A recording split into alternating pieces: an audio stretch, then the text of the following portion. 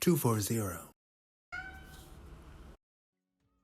Hashtag Lessons 40 at the Pro Age Woman.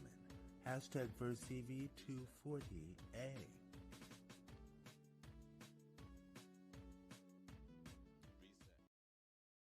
5 things to do in your 40s so you don't live a life of regret when you get to your 70s. Stop saying sorry. Instead, say thank you. When you're late, say thank you for waiting. Thank you for helping me. Thank you for looking after me. But stop apologizing. The fastest way to grow your self-esteem is by praising yourself. Do not outsource your need for praise. Do it yourself. Makes you confident instead of needy. Upgrade your thoughts. Be kind to your mind. Fill your mind with positive thoughts. Say no more, but say it with confidence. Don't say, I'm sorry I can't come. Say, thank you for inviting me. I have other plans. No, that doesn't suit me. No, that doesn't work for me. No. Until you can say no, yes has no meaning at all and is always a disguised no. And say fuck more. Fuck off. Fuck no.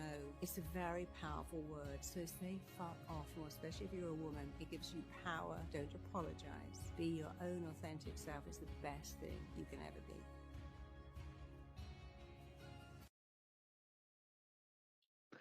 So, as a brand new member of the 40 Plus Club, relatively brand new to the extent that I just turned 40 in June, but some people would be like, oh, you turned 40 like 6 months ago. And I'm like, well, but still. Anyway, but yes. And actually, yes, it's after the 10th. So yeah, that was 6 months ago, but still, whatever. Anyway, but I particularly enjoy how she directed this to people who are 40 plus. And she's like, if you want to be happy with your life in your 70s, I'm like, yes, I like that a lot, one. And two,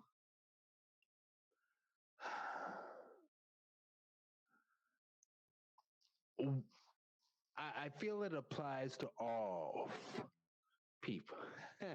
That was a test, you guys. That was just a random test. But I feel it applies to all people that these things that she suggested. And I particularly connected with her saying to not say sorry or apologize for everything. Instead, say thank you. Thank you for your help. Thank you for what you've done. And so this year, my dad's side of the family had holiday Thanksgiving at my cousin and his husband's house, right?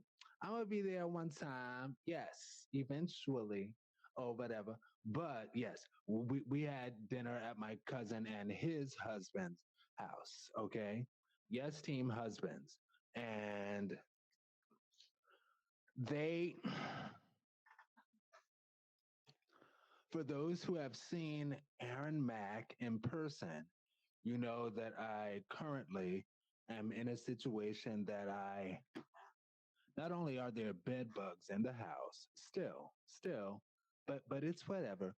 But I'm in a situation that I currently use a walker, and things can be troublesome for me as far as getting around and such.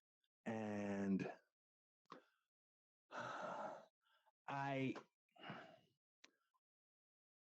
sometimes I can feel like I'm a burden on people. And at holiday dinner this year, my cousins, particularly when it came to me, I was able to eventually get my walker up the steps. It's like 2 steps. And I was eventually able to get my walker up those 2 steps when I went into the house, be like, hey, y'all, I'm here. But on the way out of the house, there was actually more difficulty in getting my walker down the steps. And they actually had to basically hold because the brakes currently don't work on my walker. I need to get it fixed. I get it. I get it. And it's just an issue. It's a screw thing, but whatever. It needs to be done, and it will be done. And they had to like really help me getting down the steps. And a million times I was like, I'm sorry. And they were like, Aaron, stop saying you're sorry. We're here. It's fine. And I realized in retrospect, after the evening, I was like, you know what? The reason that I say sorry so much is because I feel like a burden, quite frankly. And I feel like a burden to myself, you know? Because it's like I remember back in the day when I absolutely could do such things, just fun and fancy free and just whatever on my own, you know? And I'll get back there. Positive thoughts is the key. That is the way to go. I'm going to get back there. It's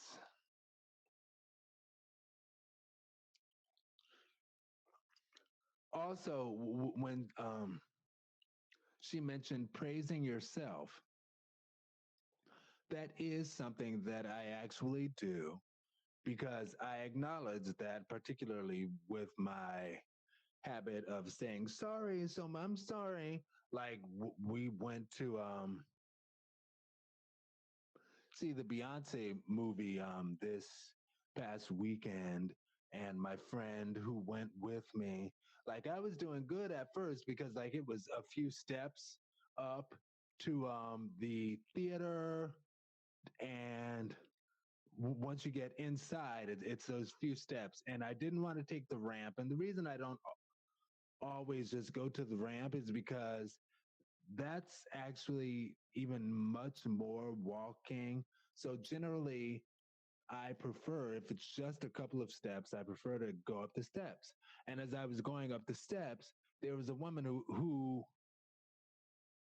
was like, "Oh my gosh, you're about to go up the steps," and because my friend carried my walker up the steps for me, and she was like, "Oh, you're gonna go up the steps? All right, you better go." And she was just so sweet and encouraging, and she was like, "Yes, get that leg up. Yes, yes, go up those steps. Do it. Yes, you've got it." And I got up the steps. Now, when it comes to walking to the theater itself, it was so far. It was theater 10, of course. So it was